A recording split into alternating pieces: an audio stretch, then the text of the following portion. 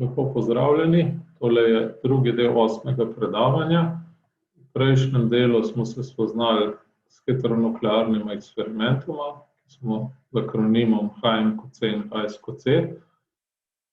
In seveda se spoznali z njenimi prednostmi, tako pri študiju majhnih molekul, ko dobimo informacije o heteroatomih, in pa seveda za biološke makromolekule, kjer, če rečemo, razpršitev resonanc glede na kemijski premik heteroatoma, dobimo seveda boljšo resolucijo.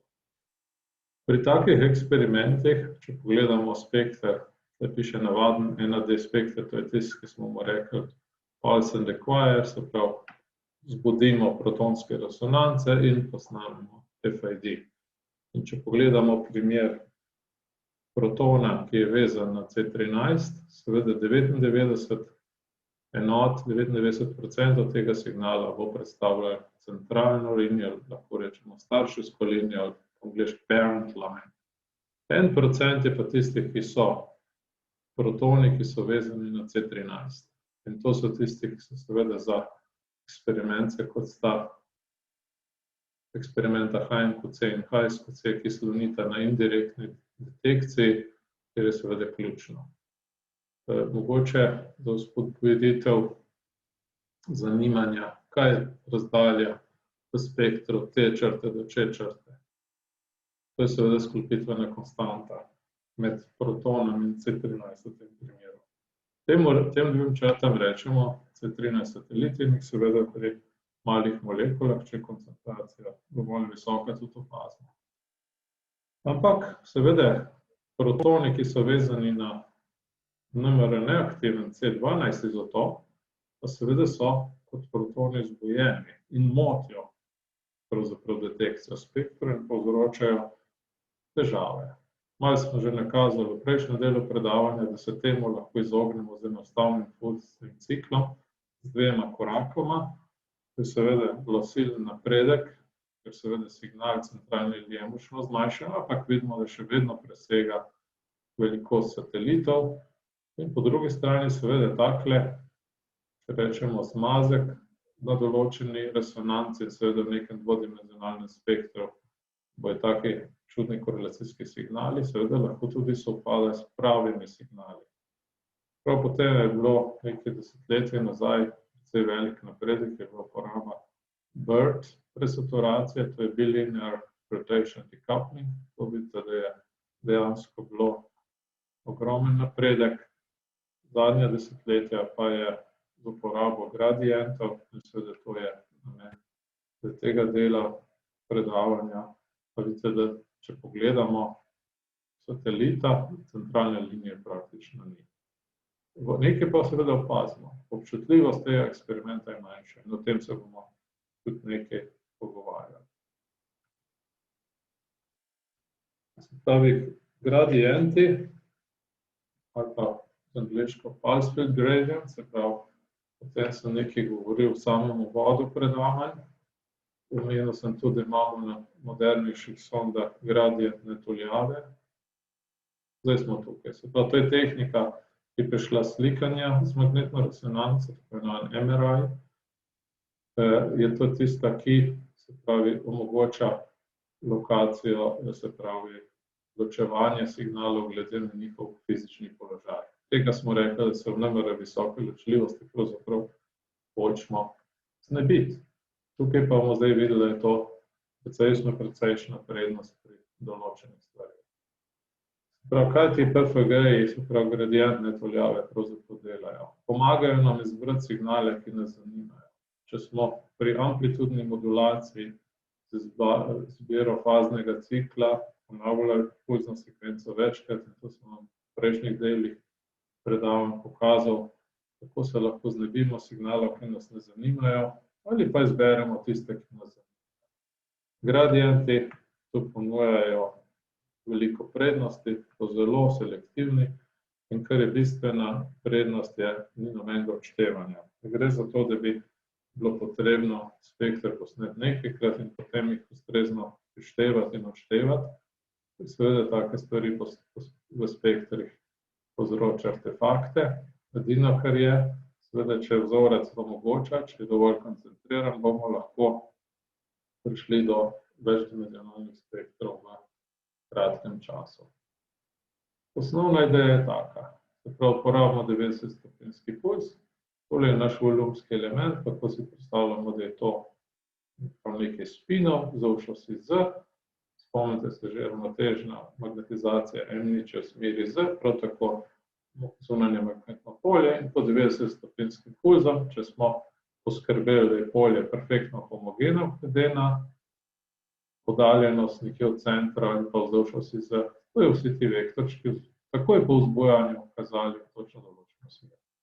In če takrat odpremo tuljavcev detektorja, seveda vsi ti signalčki, ne glede na njihov fizični položaj, se seštejejo v ozko resonančno črto. Zdaj pa namesto, da bi odprli tuljavcev detektorja, porabimo gradientno magnetno polje za čas tau. To izgleda tako, da v sredini ne spremenimo polja, ko se pomikamo gor, se pravi, povečujemo gradientno polje raste, kot da bi uvedli tak linearni gradient. In ko smo pod nekim preferenčnim položajem, pa je polje manjše. Zdaj, kaj se zgodi? Seveda, vsako teh vektorčkov, ki ga tle spremljamo, je njegova magnetizacija čuti rahlo drugačno magnetno polje. Vidite, da so po tem času tau G vektorji različno fazirali. Če bi zdaj to pogledali od vrha, bi videli vetrnico. In s tem smo se zdaj soočili, ker smo rekli, da vetrnica pravzaprav pomeni izgubo signala. Signala ni. Prav signal je defokusiral, ali pa prišlo do defaziranja in izgubili smo signal. Ampak ko smo ga res. Zdaj, mi vemo, da smo do tega prišli zato, ker smo uporabili gradient, ampak poznamo tudi fizične položaje. Se pravi, lahko uporabimo gradient v drugi smeri, da se bo pa na vrhu malo odštela, pa spodaj malo preštela.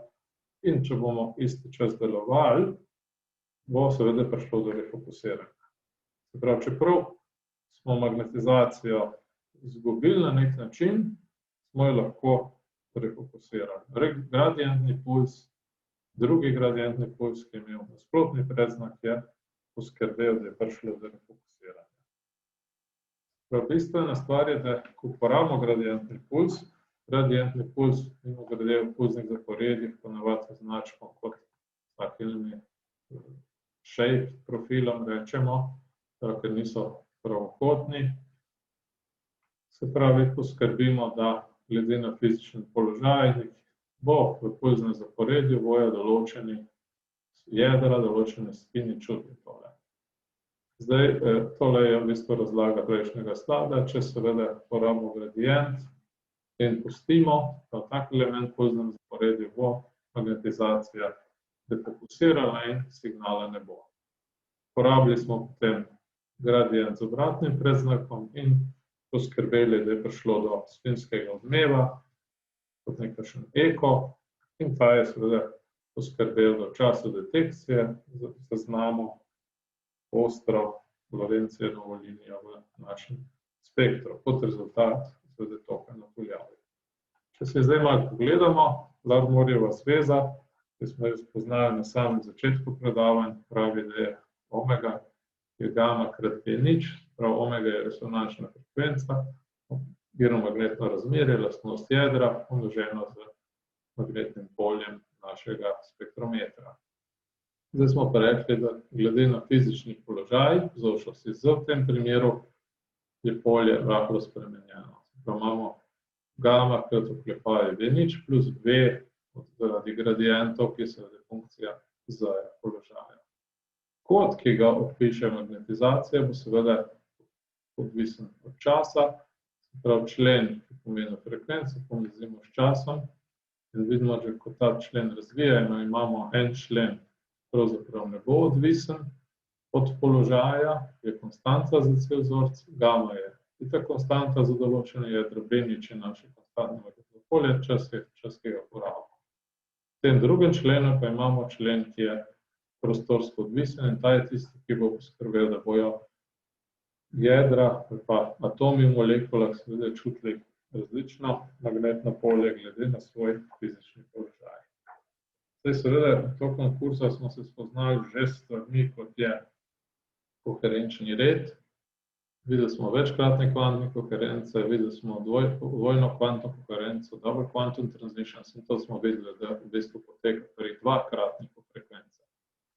Imeno seveda tudi ničelno zero quantum coherence, tista pa razvoja zaradi gradientov ne bo čutila. Se pravi, v splošnem pa je kot razvoja magnetizacije vzdolž osi Z, koherenčni red, krat giromagnetno razmerje, krat B kot funkcija, gradientno polje kot funkcija S-ja in pa čas, ko gradient deluje. In zdaj, če razmislimo še, da smo še bolj splošni, da nas zanima še heterojedro, moramo porabiti še giromagnetno razmerje, ki seveda vsebuje koherenčne rede, ki se razvijajo tokom koznega zaporedja. Prav, pomembno je poudariti, gradienti ne spremljajo koherenčnega reda, o tem smo malo govorili, to delajo radiofrekvenčni sunki, pulzi, tudi čas seveda ne spreminja. Zdaj spomnite se double quantum filter Coase eksperimenta, kjer smo rekli, molekule, ki so sposobne vzbuditi dvojno kvantno koherenco, v času detekcije želimo zaznati s koherenčnim redom -1. Zdaj, kako naj izberemo te dva gradienta, da bo seveda refokusiranje popolno. Če v času pred 90-stopinjskim pulzom imamo dvojni koherenco, gamma, B, G1, se pravi, ker gre za prvi gradient in čas, tau 1, refokusiranje pa potekalo z gradientom 2, ki bo zvil nazaj, če tako rečemo, in bomo koherenčni red -1, gamma, B kot jakost magnetnega polja in čas tau 2. In seveda, kar zdaj hočemo, če en gradient razvije, drugi pa zvije nazaj, se pravi defokusiranje, refokusiranje, mora vsota teh razvijanja in zvijanja biti nič. Potem se lahko vprašamo, kako moramo izbrati gradienta ali pa čas trajanja, da bo refokusiranje popolno, vidimo, da mora biti drugi gradient dvakrat močnejši, kar je tle v tej enostavni kozni sekvenci predstavljeno kot dvakrat večji. Lahko rečemo, kaj se pa zgodi s kvantno koherenco, recimo trojno kvantno koherenco, ki recimo je tudi živela do te točke, pa vidimo seveda, da se koti razvoja ne seštejo v nič. To smo pa na samem začetku tele razpravice videli, da kar ne uspemo refokusirati, seveda oddefazira in to ne bo dal toka, se pravi, tega ne bomo zaznali. Nastopi majhna zanimivost ali pa bi lahko rekli težavica, ker so eksperimenti z gradienti tako zelo občutljivi, nam pravzaprav onemogočajo snemanje fazno občutljivih spektrov. Se pravi, to so eksperimenti, kjer kombiniramo, da se v indirektni dimenziji razvija magnetizacija, recimo za Coase eksperiment koherenčnega reda -1 ali pa +1. To se bo spomnil, imamo 5 tip eksperimentov pa 1 tip eksperimentov. In zdaj, eksperimenti z gradientom so zelo selektivni, kot smo ravnokar pokazali, se pravi, če bomo hoteli, da koherenca gre po taki lepoti, bomo mogli gradiente postaviti takole, če bomo hoteli, da gre po taki poti, se pravi, 1 tip eksperimentov, bomo pa gradiente mogli postaviti takole. Ta pristop z gradienti je neverjetno senzitiven, neverjetno občutljiv. Samo malo pogledamo, kaj zdaj gradienti omogočajo, se pravi, bistvena stvar je izbira koherenčne poti, angleško coherence transfer pathway, se pravi, tukaj smo pri faznem ciklu, nekaj predavanj nazaj pogledali, kako lahko s faznim ciklom izberemo, kjer naj koherenca gre in kakšne interakcije v določenem eksperimentu želimo zaznati. Zadušitev resonanc topila, to smo že nekajkrat se tega dotaknili, voda je tipično 110 molarna v protonih, signalčki makromolekul, če rečem tako, signalčki so reda desetinko ali pa nekaj desetink milimolarna, se pravi krepko pod 10 na 5 šibkejši. In če imamo tako selektivno metodo, da z gradienti odstranimo lahko iz spektra ali pa zadušimo signale topila, je to izredno. In to je dejansko način, ki ga danes uporabljamo. Potem je pa seveda tudi razne eksperimentalne imperfekcije, ki mogoče kakšne zelo občutljive eksperimente motijo ali pa želimo povečati občutljivost, tudi tam nam taki eksperimenti pomagajo. Se pravi, gradient je izredna kvaliteta, se pravi, ne dobimo artefaktov, to bomo še malo videli. Se pravi, hitrost, se pravi, če koncentracija dovoljuje, ni potrebno dokončati faznega cikla, lahko v eni sami ponovitvi dobimo signale, ki jih želimo izmeriti. Dinamično območje, se pravi, na tuljavico detektorja dejansko pride magnetizacija, ki jo želimo izmeriti. Ni potrebno naknadno seštevati pa odštevati signalov, ki nas ne zanimajo, ampak smo že dinamično območje spektrometra uporabili za signale, ki nas zanimajo. In pa seveda to, kar smo se v bistvu lotili tega dela predavanja, centralne linije v indirektnih eksperimentih, se recimo protoni, ki so vezani na C12, ki ni NMR aktiven, se pravi motodetekcija nam samo, da se jih zelo enostavno znebimo. Potem pa še enostavna uporaba. Slabosti, vsaka stvar ima dobre in slabe lastnosti. Eno je občutljivost, to sem že nekajkrat poudaril, se pravi selekcija ali pa dušitev signalov z gradienta je izredno dobra in seveda to prispeva, da določene koherenčne poti izgubimo. Pri kvadraturni detekciji pravzaprav ne smemo uporabiti gradientov med evolucijskim časom, tega samo še malo dotaknem ali pa uporabimo eksperiment ali izvedemo na drug način. In pa še ena težava navidezno je izguba zaradi difuzije. Mislimo si, da smo razvoj kot funkcijo gradientnega polja opravili pri nekem položaju S, potem pa čez nekaj milisekund ta molekulca oddifundira in pri refokusiranju se pojavi na drugem mestu. Se pravi, mi dejansko ne bomo dobili popolnega refokusiranja signala, saj je seveda odvisno od položaja vzdolž osi Z. In ta navidezna težava se pravzaprav izkazala za izredno uporabno in tudi večkrat bom pokazal, da skozi merjenje difuzije, difuzijskih lastnosti molekul dobimo iz NMR spektra neverjetne informacije, da je to pravzaprav ogromna prednost. Se pravi, če si zamislimo takle enostaven neke vrste ekoeksperiment, kjer uporabimo gradiente in osnovni je bil, da seveda v gradientu imamo polje, ki je odvisno od C-ja, imamo tlele spin eko, potem pa uporabimo isti gradient, če so fizični položaji ostali enaki, se pravi, molekulce niso spreminjale položaja, ni nobenega gibanja, dobimo maksimalni signal. Vsi štirje, tako rečemo, so refokusirali in prispevali signale. Če pa se molekulce v času teh zamikov, to bi bil tle delta polovic, premaknejo, pa seveda refokusiranje ne teče na mestu in pri jakosti gradientnega polja, kot je bilo na začetku. In to prispeva k atenuaciji signala. Signal se zmanjša. Zanimiva je tudi uporaba pri sledenju toka, recimo čez kapilare, čez žile ali pa v kakšnih aparaturah na ta način ugotovimo pretok. Nas zdaj seveda predvsem zanima ta difuzija, ki je po svoji naravi naključne, zaprav narave. Teh eksperimentov se v naši skupini na NMR centru poslužujemo že dolgo. Tole eksperiment, ki je bil en prvi, ki smo ga naredili, gre za eno molekulo, ki rečemo G-quadruplex, takele 4 gvanini se na ta način povežejo. Skaže se in dobro znano v literaturi je ta, zato rabimo natrijeve, kalijeve ali pa kakšne druge katione.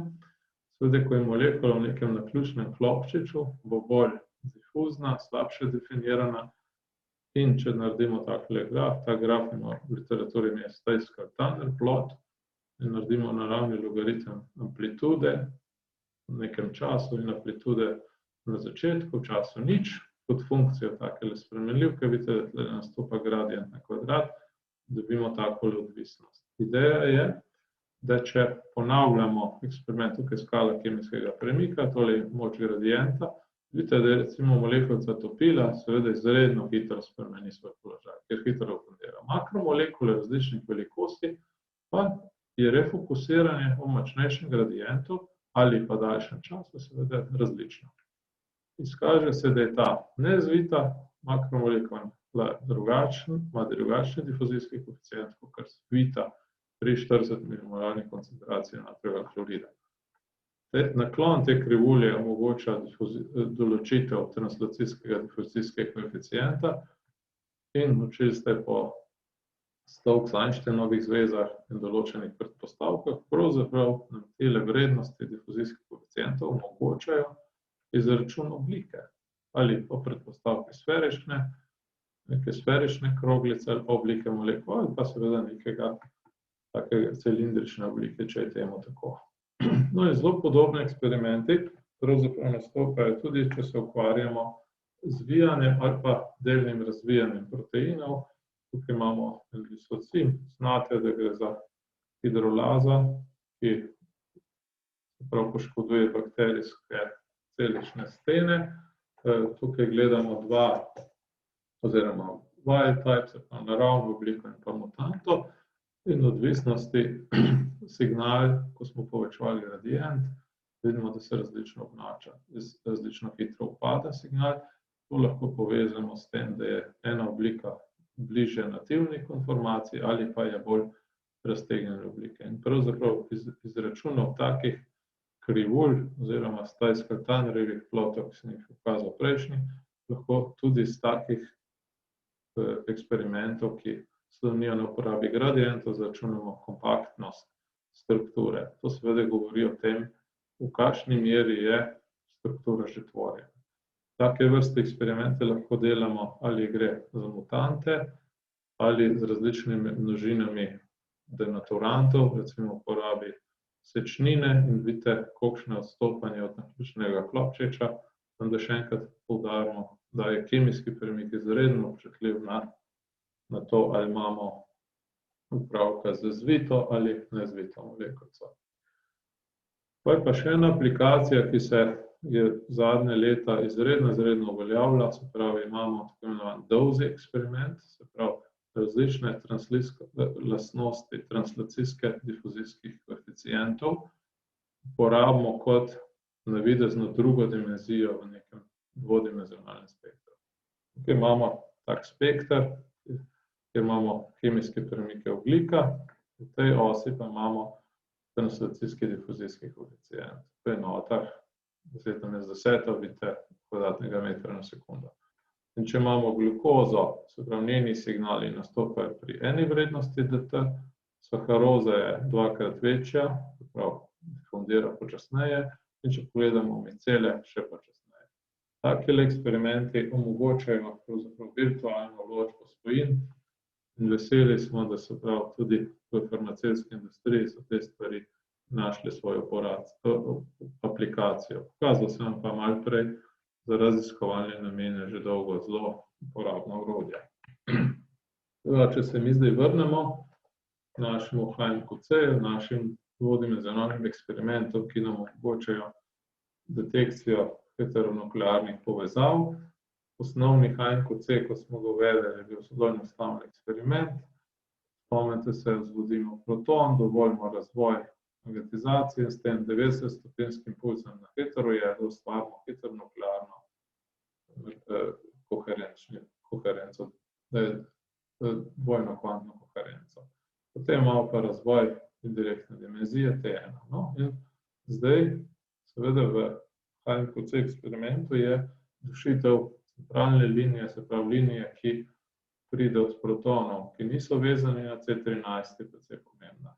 Zamislimo si koherenčno pot in izbiro faznega cikla tako, da bo protonska magatizacija šla do koherenčnega reda 1, detektirali bomo seveda protonsko magatizacijo s koherenčnega reda -1, na heterojedru pa bomo v času T1 imeli koherenčni red +1. In vprašanje je seveda, kako naj izberemo gradiente 1, 2 in 3, da bo seveda razvoj in zavoj refokusiranje. Defokusiranje, se pravi, da se bo seštelo v nič. Če en gradient razvije, drugi mora razviti nazaj. Če vzamemo v obzir, se pravi, proton in ogljik, moramo seveda pomisliti še na njuna giromagnetna razmerja. Zdaj, kakšne so rešitve, da spodaj, kakšni najboljo G1, G2 in G3, da bo to držalo. Pravi, giromagnetna razmerja, se spomnite, so razmerja 4:1, ko gre za ogljik. In vidimo, da tako enostavno zvezdico loči več razmerij. Lahko 2, 2, 1. 2x5 -6 -4, ravno nič. 3, 5, nič. Pravi, da pravzaprav tretjega gradienta sploh ne rabimo. In v praksi se je pokazalo, da je ta tretji način dober. Se pravi, tisti koherenčni red N pa seveda ne bo, ker bo v času T1 se bo razvijal z -1 in ko seštejemo, se pravi, to magnetizacijo, ki bi šla po tej poti, bomo seveda izgubili. Zdaj, kako jo povrniti? Rešitev je enostavna. Modifikacija pulznega zaporedja. Vidite, da smo uvedli dva 180-stopinjska pulzga na heterojedro, hkrati pa smo gradient 3 porabimo enkrat z enim predznakom, drugič z drugim, za P in N tip eksperimenta. Pozoril bi samo še to, recimo razmerje gradientov 1, 2, 3 je zdaj 2, 2, -1 za N tip oziroma 2, 2, 1 za P tip koherenčnega toka in seveda, da je ta razmerja so enaka, kot so bila v prejšnjem HNQC-ju zaradi dodatnih 180-stopinjskih pulzov. Velikokrat v pulznih zaporedih želimo prefokusirati kemijski premik in to je recimo kombinacija. Tale del bi mogli dobro poznati, to je spin eko, naj vas spomnim, tisto, kar se razvija v času delta, 180-stopinjski puls obrne in v času delta se zvije nazaj. In gradientni puls pa poskrbi, da se znebimo tistega, česar se hočemo znebiti. Podobno kot v HNQC, je tudi v HSQC eksperimentu gradientna selektivnost tista, ki pač zahteva rahlo modifikacijo pulznega zaporedja. Tole je INEP, ki se ga upam dobro spomnite, polarizacijski transfer magnetizacije s protona na heterojedro. Tukaj smo potem detektirali v 2D HSQC eksperimentu, pa gremo v razvoj kemijskega premika heterojedra. Vmes porabimo impuls za razklapljanje, sklopitve s protoni, potem pa seveda tukaj smo dodali 180-stopinjski puls, to seveda malo modificira koherenčne rede in tako kot v HNQC primeru spreminjamo na sode in lihe ponovitve predznak drugega gradienta. In seveda s tem vplivamo tudi na koherenčno pot, kako naj gre. In tole pravi je tak dvodimenzionalen HSQC spekter, gre za proton dušik N15, gre za karbopeptoid, se pravi vsaka monomerna enota ima NH in v takem spektru smo zaznali signalčke.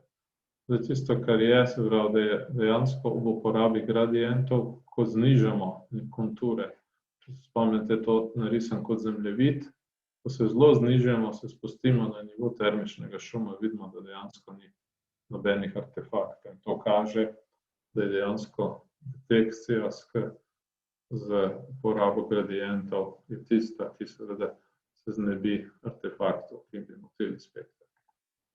Zdaj, če malo pozornosti se posvetimo nekaj, kar sem že omenil, ko se lotimo študija nekega proteinskega vzorca, je prvi eksperiment, ki ga izvedemo, tako imenovan proton nitrogen HSQC, se pravi eksperiment HSQC, ki povezuje protonsko in dušikovo dimenzijo. Se pravi, gre za to, da za vsako aminokislino detektiramo NH par. Pri tem moramo spomniti, na čem sloni eksperiment je jasno, na skalarni sklopitvi med tema dvema spinoma, s tem, da zdaj v mislih imamo N15 izotop, ker smo nekaj transparenc nazaj tudi povedali, da znamo pripraviti izotopsko označen protein. Seveda nekaj pa treba pripomniti pri tem, da imamo aminokisline, ki imajo v stranskih skupinah aminoskupine, recimo asparagin, glutamin, da imamo aminokisline, kot je triptofan, ki imajo prav tako NH pare, če tako rečem, in da seveda v kakšnem argininu, lizinu imamo tudi svojevrstne HN povezave, zapravo kot del funkcionalnih skupin, ki imajo značilne kemijske premike, ki se ponavadi zvijajo nazaj v spektr. O tem smo nekaj govorili, ko smo se pogovarjali o tem, kako izberemo spektralno območje. Prav tak HSQC spektr je prstni odtis določenega proteina, kar si pravzaprav želimo, da imamo izredno dobro disperzijo vzdolž protonske in dušikove dimenzije. Naj spomnim, to pomeni, da je kemijsko okolje po standardni resonanci ni okolje topila, ampak okolje sosednjih funkcionalnih skupin, sosednjih aminokislin, ki vplivajo na senčenje vsakega od teh protonov in dušikov, se pravi NH parov, ki ga seveda v tem spektru označuje korelacijski signal. Kje zaznamo NH2 skupine v takem spektru? Ja, v temle območju, kaj pa je za njih značilno, na danem kemijskem premiku dušika, vzdolž F1, imamo dva vezana protona. Prav NH2 skupina, se pravi te dva protona, recimo, da je en vodikov vezan, drugi ni, seveda imata karakteristične resonance. V temle delu spektra ponavadi zelo hitro prepoznamo protone iz stranske skupine triptofana, tukaj pa so recimo N-epsilon povezave ali pa korelacijski signali, ki temu ustrezajo. Njihov kemijski premik bi bil 87, zato bi se v bistvu pojavil tukaj gor, ampak se zaradi zbijanja nazaj pojavil v spektru. Tukaj imajo pa drugačen predznak, kar v bistvu označuje ta drugačna barva. Poudariti je treba še to, da HMQC in HSQC povezave seveda izredno veliko uporabljamo pri vsakodnevnem delu, ko izkoristimo proton in heterojedra, ampak povezave so splošne. In tukaj imamo en tak spektr, kjer koreliramo fosfor s C13. In v bistvu lahko je detektirano na tuljavi detektorja fosfor, pa indirektne dimenzije ogljik ali pa seveda obratno. In seveda vse sorte sklopitvene konstante. Če imamo dva spina, eno polovico, to sodi v sam začetek kursa, ko sem poudarjal, da je NMR splošen.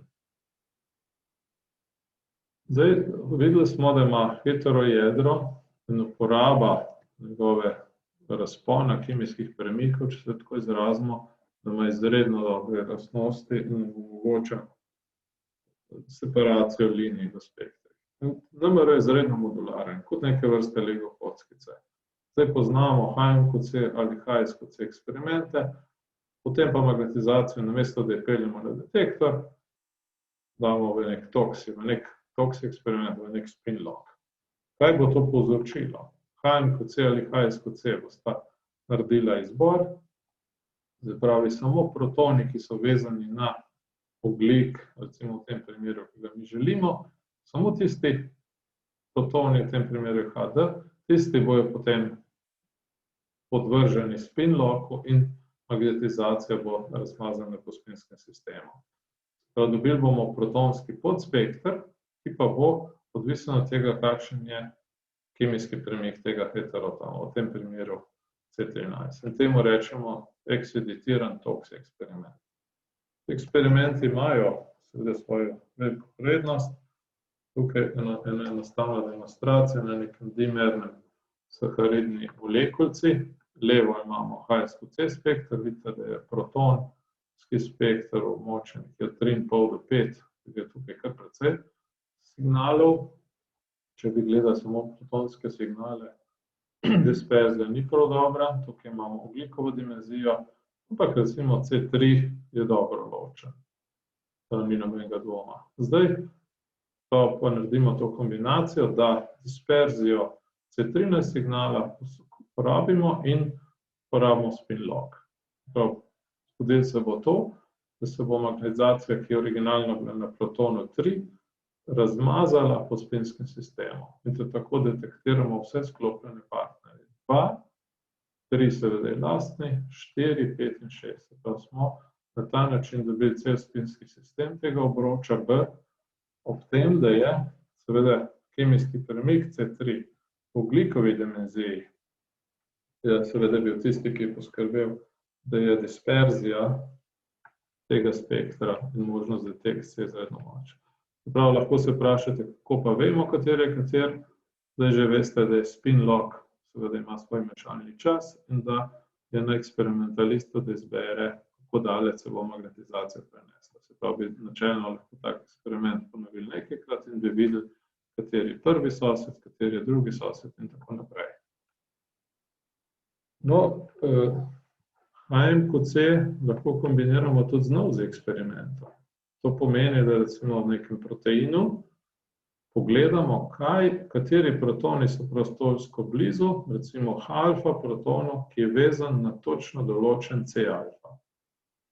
In potem dobimo disperzijo signalov glede na to, kakšen je kemijski premik C alfa od protona H alfa, katerega prostorska informacija ali pa medatomske razdaljenost pa zanima. In to je pravzaprav način, kako v dvodimenzionalnih NOESY spektrih dobimo zelo natančne, se pravi, povezave, tudi dobro izolirane, rečemo resolve crosspike, ki nam omogočajo izračunati. Če pogledamo tak eksperiment v praksi, pravi, kako zares to izgleda, imamo eno in drugo dimenzijo in seveda CH2 skupine imajo po 2 signalčka, resolucija je dobra, v tem spektru je še nekaj signalčkov zaradi pufrov in tako, pa gre za to, da nam je ogljikov kemijski premik omogočil bolj ločljivost, mogoče tudi v območju spektra, kjer bi drugače prekrivanje bilo izredno veliko. No, mi smo se tokom kursa spoznali z 2 eksperimentoma, tako imenovanim EPT in DEPT. In s tem eksperimenti smo rekli, da lahko izredno dobro ločimo, kakšen tip funkcionalne skupine imamo. Recimo metilno skupino smo zlahka ločili od CH2. In temu smo rekli editiranje spektrov. Zdaj si pa lahko zamislite, da izotopsko označimo v neki mešanici samo eno molekulico. Recimo naj bo to glicin. In položaj 2, se pravi alfa mesto, označimo z C13 in nobenega drugega. Imamo lahko dovolj kompleksno zmes, katere enodimenzionalni spektr bo dal vse resonance, ampak če vključimo takle filter, to je pa v bistvu naš HMQC, ki nima evolucije, prav v bistvu temu rečemo back to back, 2 90-stopinjska pulza, en zraven drugega, bomo v spektru opazili samo signal teh protonov, ki so vezani na C13. In omenil sem na začetku, v tej mešanici je samo glicin izotopsko označen. Poglejte kvaliteto spektra. In zdaj seveda potencial takih spektrov je izredno velik, namreč mislimo si, da nas zanima v večji množini ligandov, kateri je tisti, ki se veže na protein, bomo seveda na ta način dobili zelo kvalitetne podatke. No, zdaj si pa poglejmo še nekaj, se pravi v osnovi smo delovali HMQC eksperiment, recimo vzbudili smo protonsko magnetizacijo, jo preko razvoja sklopitvene konstante prenesli na heterojedro, tukaj je to C13, razvili kemijski premik v času T1, ustvarjali tako spektr indirektno dimenzijo, potem pa za detekcijo spet preko sklopitve magnetizacijo prenesli nazaj in je v zadnjem 4. koraku v času akvizicije detektiral kot tok na daljavi T2. Se pravi, tisto, kar je zdaj ključno, je tale čas, ko teče korak 1b. Zdaj, večkrat smo se že dotaknili tega, da so sklopitve preko ene vezi velike. Rečemo približno 150 Hz. Se pravi, če se spomnite 1 z 2J, govorimo o nekaj milisekundah. Če pa nas zanimajo sklopitve prek več vezi, bomo pa mogli počakati 60-80 milisekund. Se pravi, namesto da bi tale korak izvedeli v 3-4 milisekundah, ga izvedemo v 60-80 milisekundah. To pomeni, da dovolimo, da se magnetizacija s protona prenese tudi na vicinalni ogljik. In zato to je dalo ime temu zaporedju, se pravi korelacija preko več vezi, heteronuclear multiple bond correlation. Zdaj, če pogledamo takle fragment HA, CA, O, CB, HB, se pravi v spektru pričakujemo H(S)C korelacije, se pravi HA proton je vezan na CA ogljik in seveda HB proton na CB ogljik, imamo pa še tele zeleno krogce, se pravi korelacije, kjer imamo CA ogljik preko 3 vezi povezan s protonom B. To je zdaj pri identifikaciji se pravi manjših heterociklov ali pa molekul, seveda ključno, se pravi povezave, ki gredo preko 2, 3, morda včasih še več vezi. Se pravi, HNBC je izredno pomemben eksperiment v strukturnih študijah. Ne moramo preferenčno, se pravi, malih molekul.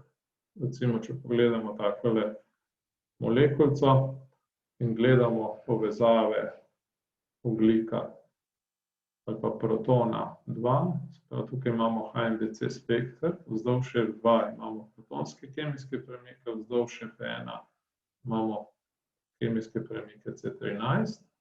In če pogledamo proton 2, se pravi, popolnoma jasno je, da je skalarno sklopljen prek ene vezi na C2. In to zaznamo kot duplet. To pomeni, da ga v času akvizicije nismo razklopili, ne?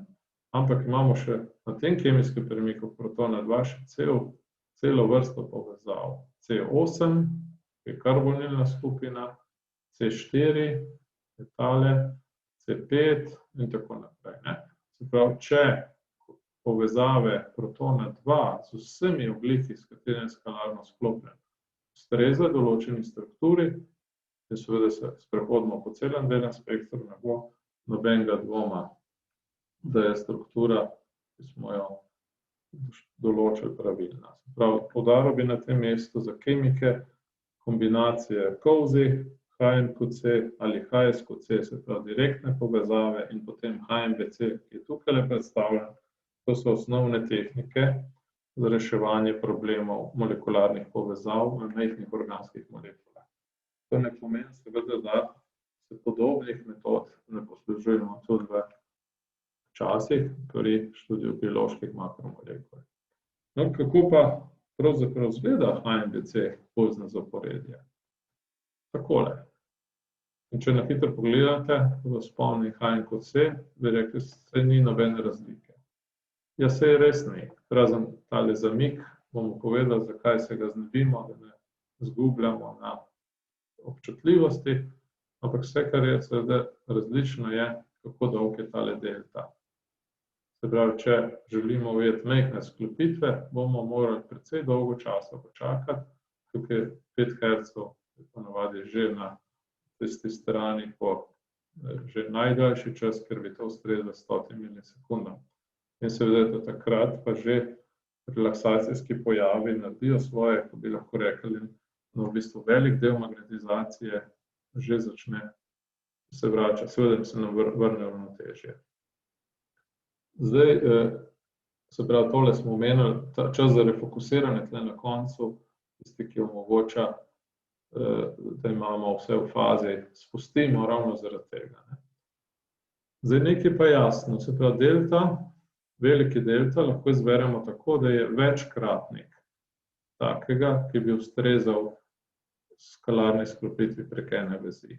Kdor se bo spomnil razvoja magnetizacije zaradi sklopitvenih konstant, bo razumel, da seveda, če se v neko antifazo razvije signal zaradi sklopitve nekih hercev, bo tisti, ki je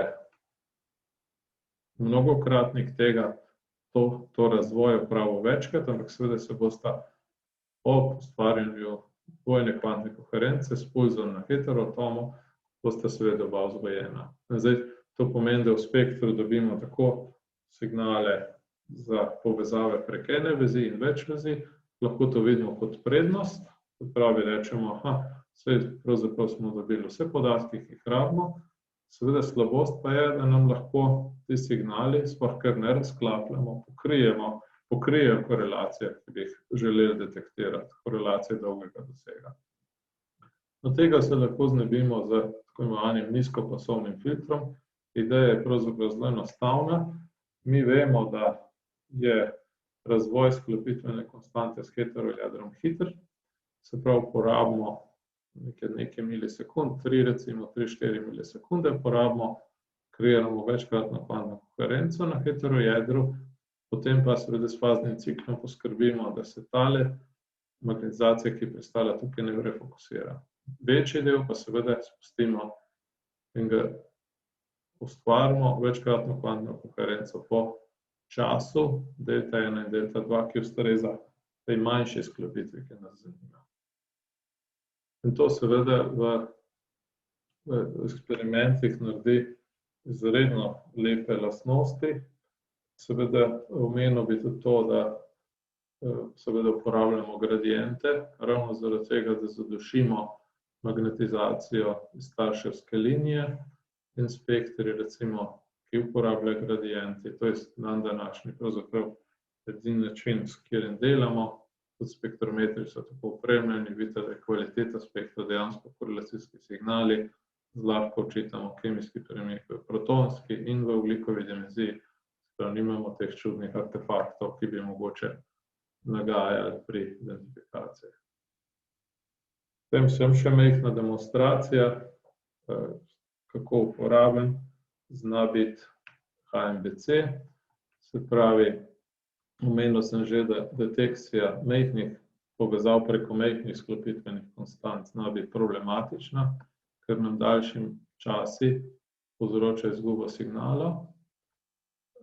In pa še nekaj, da odsotnost korelacije ni dokaz, da sta daleč narazen. Namreč spomnite se Karplossove zveze, če imamo določen odnos, okoli 90 stopinj, bo lahko vicinalna sklopitvena konstanta nič, se pravi tudi zaradi konformacijskih lastnosti. Je pa seveda HMBC izredno uporabno orodje pri detekciji povezav in potrjevanju struktur ali pa te mreže povezav med protoni in heterojedi, naj bo to C13 ali N15 ali pa mogoče še kaj drugega, da je katera struktura se tvorila.